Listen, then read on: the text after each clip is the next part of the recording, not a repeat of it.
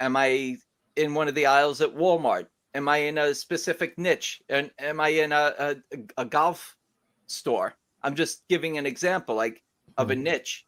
So I go down the aisles, and when I'm online, I'm realistic about what I find, because Micah, a lot of times when people come up with an idea, they get very excited, Mhm. right? I have this great idea. I think it's going to be something that can really change my life. And then you start to make decisions emotionally.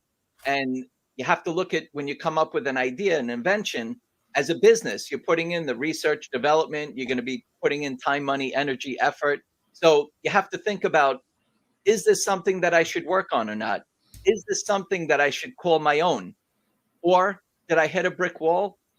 Is mine enough of a difference, or should I just move on to my next idea? So these are the things that I think about before I continue to move forward with an idea. So I do my own due diligence first, and then I go through the steps to be able to have something at least to show and get some opinion feedback, and decide also if it's only for me or for other people.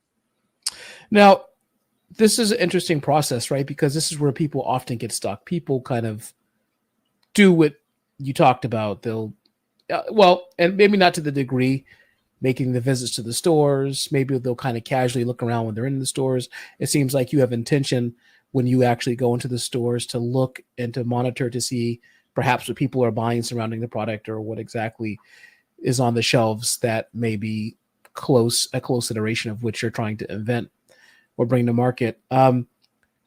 Sometimes people get paralyzed by the amount of analysis, okay, analysis by paralysis, and things never actually come to fruition.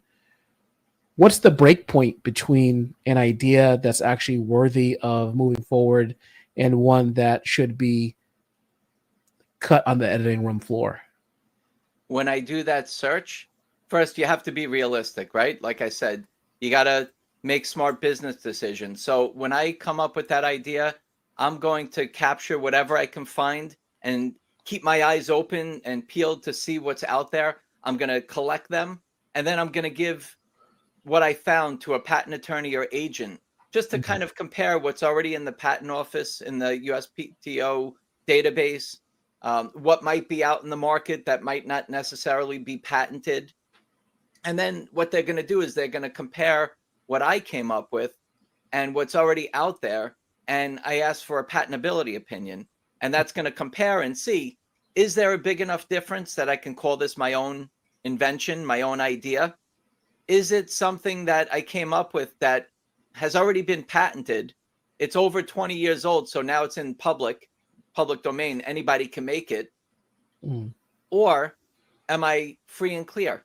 Do I have a chance to make something happen? And if I didn't mention it, I also check to see, if I do pursue it, if I'm going to be infringing on somebody else's intellectual property. So once I gather this information, it kind of gives me a direction of what I should do or what I shouldn't do as you progress. So just kind of going a little bit further out, thinking about, is this an invention that I want to license to earn royalties? And you might have heard that term before.